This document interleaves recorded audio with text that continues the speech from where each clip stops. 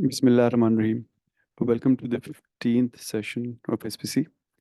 ये हमारा second last session है और हमारा टाइटल है एसपीसी इन सर्विस सेक्टर। इसमें हमारे पास तीन टॉपिक हैं। पहले हम देखेंगे कि सर्विसेज में या सर्विस सेक्टर में क्वालिटी को डिफाइन कैसे करते हैं। फिर हम देखेंगे कि रेयर इवेंट्स, ऐसे केसेस जहाँ पे गलती होती ही बहुत कम है, तो फिर कौन से चार्ट्स इस्तेमाल करें। और फाइनली ओवरऑल किस सिचुएशन में कौन से चार्ट्स सर्विसेज सेक्टर में इस्तेमाल होते हैं। तो सबसे पहले देखते हैं क्वालिटी इन सर्विस होती क्या है, इसको मुख्तलिफ लोग कैसे डिफाइन करते हैं। जो की डिफरेंसेस हैं प्रोडक्ट की क्वालिटी के और सर्विसेज की क्वालिटी के एसपीसी के पॉइंट ऑफ व्यू से, उन उनमें ये चार चीज़ें शामिल हैं जो हम देख रहे हैं। प्रोडक्ट का मतलब कोई फिजिकल चीज़ जो आप कस्टमर को हैंड ओवर कर देते हैं, जो उसके पास रहती है और वो फिर इसको इस्तेमाल करता है, नॉर्मली काफ़ी टाइम के लिए इस्तेमाल करता है। उसके कुछ कैरेक्टरिस्टिक्स होते हैं। सर्विस सेक्टर में आप उसको कोई सर्विस दे रहे होते हैं, कोई मे बी प्रोडक्ट भी हो, लेकिन वो प्रोडक्ट इन इटसेल्फ टोटली इस चीज़ को रिफ्लेक्ट नहीं करती कि आपने उसके लिए क्या किया, बल्कि उसमें और चीज़ें भी होती हैं। और कभी कभी ऐसा भी हो सकता है कि कोई प्रोडक्ट हो ही ना, सिर्फ सर्विस हो। जैसे फॉर एग्जांपल अगर आप किसी कस्टमर को हेयर ट्रिमिंग की सर्विसेज देते हैं, तो उसको कोई प्रोडक्ट नहीं मिल रही होती, सिर्फ एक सर्विस मिल रही होती है। ऑन द अदर हैंड हो सकता है आप किसी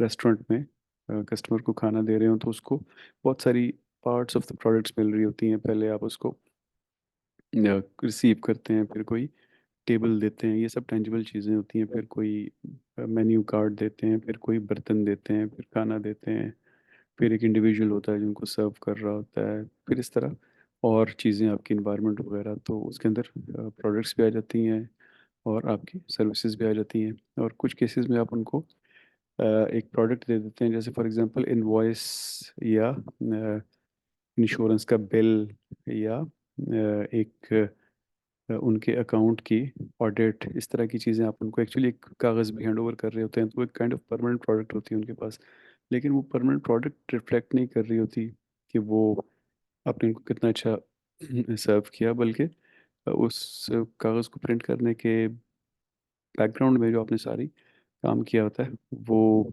लोगों ने जिस तरह काम किया होता है और फिर उनके अकाउंट्स वगैरह जिस तरह मेंटेन किए होते हैं, तो वो चीज़ें चल रही होती हैं। तो इनमें की फ़र्क क्या है। सबसे पहले प्रोडक्ट्स जो हैं वो जनरली टेंजिबल होते हैं। यानी आप किसी को कोई प्रोडक्ट देते हैं, तो वो अ, कोई फिजिकल चीज़ होती है जिसके बहुत सारे मेजरेबल एस्पेक्ट्स होते हैं। सर्विसेज जो हैं, इवन जिनके अंदर टेंजिबल कंपोनेंट हो भी, जैसे हमने भी बहुत सारे डिस्कस किए, तो कस्टमर फोकस के पॉइंट ऑफ व्यू से उनके अंदर इंटेंजिबल चीज़ें बहुत सारी होती हैं।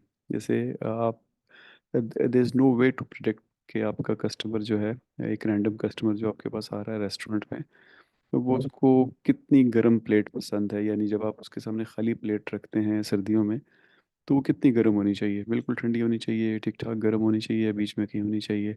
इस तरह बाकी सर्विसेज में भी यहाँ टेंजिबल कंपोनेंट्स होते हैं, बड़ा मुश्किल होता है उसको किसी स्केल पे लाके मेजर करना। दूसरा कि सर्विसेज जो हैं, वो जब आप क्रिएट कर रहे होते हैं और उनको डिलीवर कर रहे होते हैं, उसके दरमियान टाइम बड़ा कम होता है और जनरली एक ही बंदा कर रहा होता है। जैसे यही फॉर एग्जांपल हमने हेयर ट्रिमिंग की बात की, तो आप वहीं उनके बाल काट रहे हैं और उनको रिजल्ट सामने नज़र आ रहा है, या आप उनको वहीं वो ऑर्डर देते हैं, आप खाना बनाते हैं और थोड़ी देर में वो खा लेते हैं, तो वहाँ पे सामने नज़र आ रहा होता है। और जनरली स्पीकिंग वही दो तीन लोग होते हैं, चार पाँच छः लोग जो वो काम कर रहे होते हैं। प्रोडक्ट्स जो हैं वो ऐसा नहीं होता, वो आप अपनी फैक्ट्री में खुद एक प्रोसेस के तहत बनाते हैं, फिर वो आपके पास स्टोर होते हैं, फिर वो वेयर हाउसेज में जाते हैं, फिर वो रिटेल्स पे जाते हैं, वहाँ से लोग ख़रीदते हैं। तो इसकी मैन्युफैक्चरिंग में बहुत सारे मुख्तलिफ लोग इन्वॉल्व होते हैं, आपकी शिफ्ट्स के मुताबिक, आपकी लोकेशंस के मुताबिक वगैरह वगैरह। इसी तरह डिलीवरी में भी बहुत सारे लोग अलग अलग इस्तेमाल होते हैं जो मुख्तलिफ लेग्स पे डिलीवरी कर रहे होते हैं। तो इसमें फिर होता क्या है कि जो सर्विस के डिफेक्ट होते हैं वो फ़ौरन कस्टमर की नज़र में आ जाते हैं, क्योंकि उधर ही उसको डिलीवर हो रहा होता है। प्रोडक्ट में ऐसा नहीं होता। प्रोडक्ट में आपके पास क्वालिटी कंट्रोल के सिस्टम होते हैं, मुख्तलिफ प्रोसेस के स्टेप्स होते हैं, जिनमें अगर कोई डिफेक्ट हो तो वो पकड़ा जाता है और आप उसको रीवर्क में डाल देते हैं या खुद ही रिजेक्ट कर देते हैं। जो हमने अ, उम, जिन लोगों ने क्वालिटी मैनेजमेंट के कोर्स पढ़े हैं उन्होंने कॉस्ट ऑफ क्वालिटी का कॉन्सेप्ट पढ़ा होगा कि क्वालिटी पे आप दो तरह से खर्चा करते हैं। एक तरह से ये खर्चा होता है कि आप खुद कॉन्शियसली क्वालिटी के प्रॉब्लम्स को समझें और क्वालिटी को ठीक करें। उसमें फिर क्या होता है कि आपको अपने प्रोसेस बनाने पड़ते हैं, आपको क्वालिटी कंट्रोल के सिस्टम्स या क्वालिटी एश्योरेंस के सिस्टम्स लगाने पड़ते हैं, और इन चीज़ों को पकड़ के रीवर्क या रिजेक्ट में फैक्ट्री के अंदर ही ये सब हो रहा होता है। और दूसरा तरीका ये होता है कि आप ये सब कुछ ना करें तो फिर वो कस्टमर के पास चली जाती है, और जो कस्टमर आपको वारंटीज़ क्लेम करता है आपसे, आपको चीज़ें रिटर्न करता है और आपकी गुडविल नाम वगैरह ख़राब होता है, तो वो वाली कॉस्ट होती है। तो इसको कहते हैं कॉस्ट ऑफ क्वालिटी। इधर it is cost of good quality, good cost of quality जो आप खुद ही कर लेते हैं, और दूसरी होती है कॉस्ट ऑफ बैड क्वालिटी या बैड कॉस्ट ऑफ क्वालिटी जो कस्टमर से से हो के आपके पास आती है।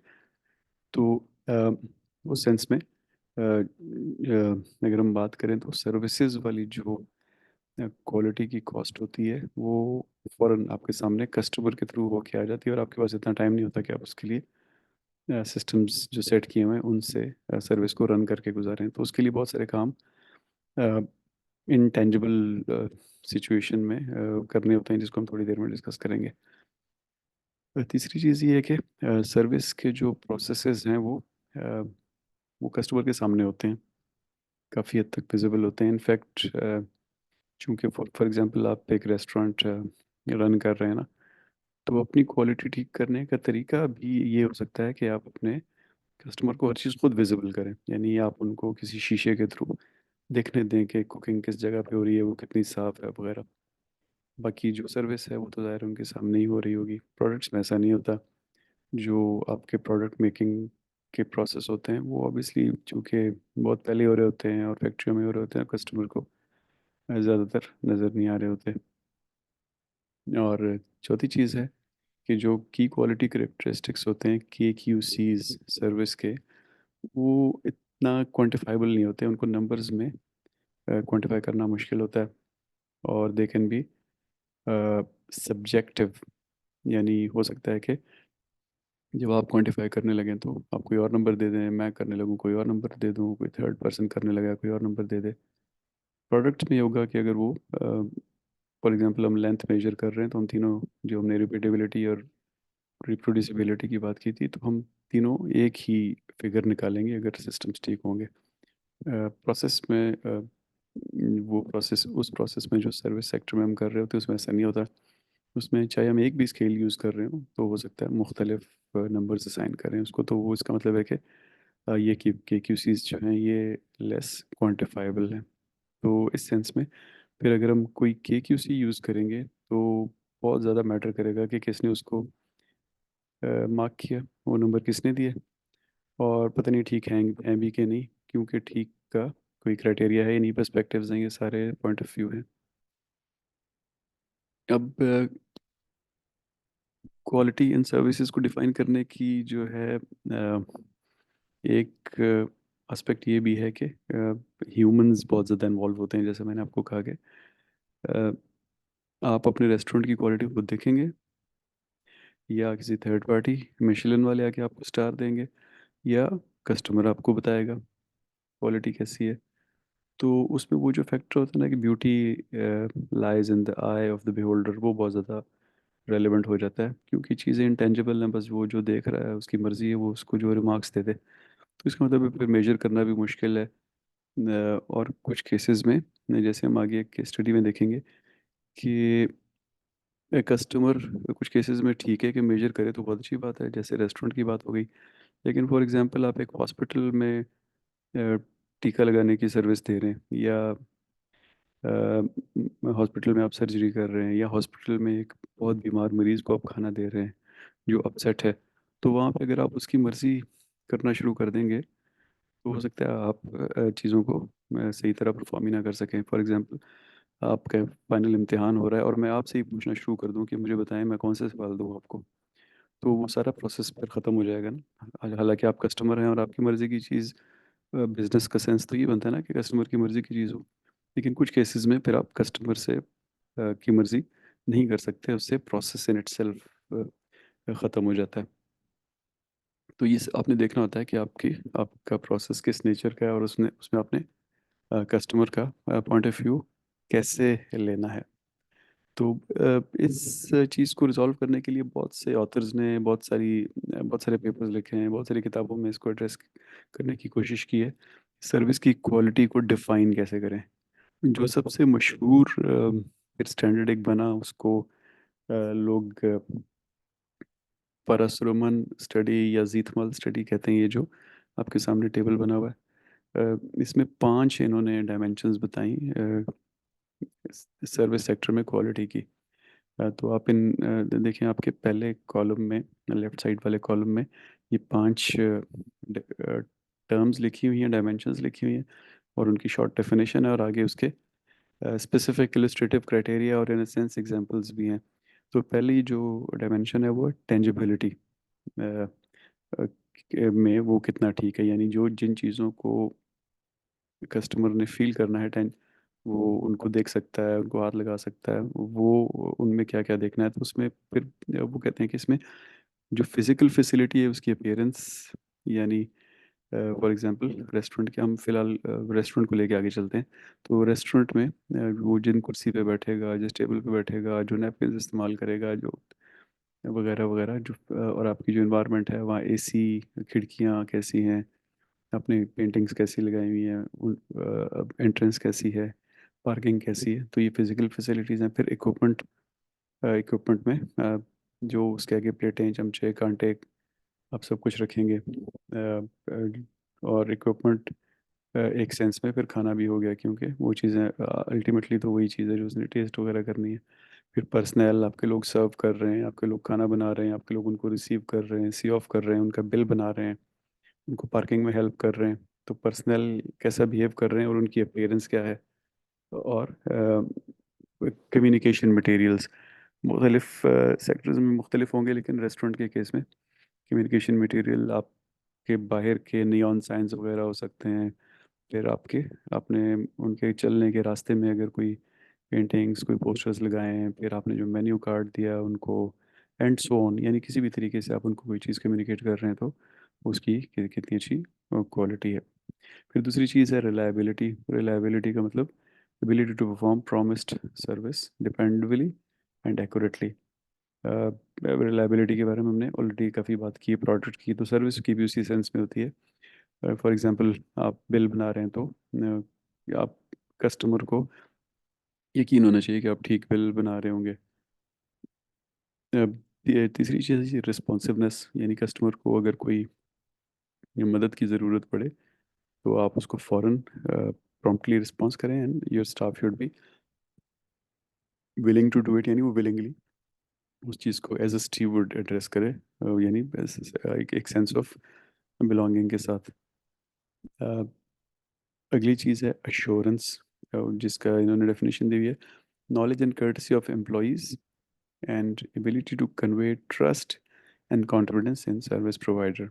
यानी उनको फील हो के दे शुड बी अश्योर्ड कि वो जो चीज़ लेने आए हैं उनको अच्छी क्वालिटी की मिलेगी, अच्छी प्राइस पे मिलेगी, अच्छी इन्वायरमेंट में मिलेगी, एंड सो ऑन।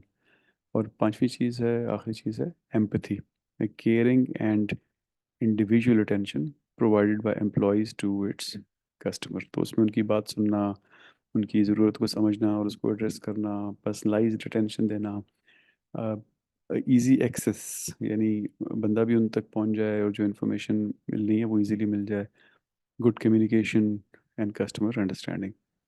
अब ये 5 चीज़ें जो हैं ये एक पेपर की हैं, लेकिन सबसे ज़्यादा इसी को लोग करते हैं। लेकिन इसके अलावा दर्जनों लोगों ने अटेम्प्ट्स किए हैं, कहीं 10, कहीं 7, कहीं 14, 15 मुख्तलिफ लोगों ने डायमेंशंस बनाई हैं और फिर उनको डिफाइन करने की कोशिश की है। और सेक्टर वाइज भी बहुत कुछ किया है। बैंकिंग की क्वालिटी की पे बहुत ज़्यादा काम हुआ हुआ है। इस तरह बहुत से सेक्टर्स में बहुत सारा काम हुआ है। तो ये एक पेपर है, येरीमोगलू एक टर्किश ऑथर हैं, उनका पेपर है, जर्नल ऑफ मार्केटिंग मैनेजमेंट में पब्लिश हुआ हुआ है। इस ये एक रिव्यू है, या आप इसको कह लें कि ये it's a summary of all the papers published on this topic. उन्होंने बहुत अच्छी तरह समराइज किया है कि कौन कौन से लोग हैं जिन्होंने सर्विस क्वालिटी को मॉडल करने की कोशिश की है। मॉडल करने का मतलब होता है कि उसके फैक्टर्स या डायमेंशंस निकालने की कोशिश की है। तो जो लोग आप में से इंटरेस्टेड हैं सर्विस क्वालिटी की डिटेल्स पढ़ने में, तो वो अगर खाली इस पेपर को भी पढ़ लेंगे तो they will get most of the knowledge available on the subject. और ये आपके कैनवस ग्रुप पे लेक्चर 15 के अंडर अवेलेबल है।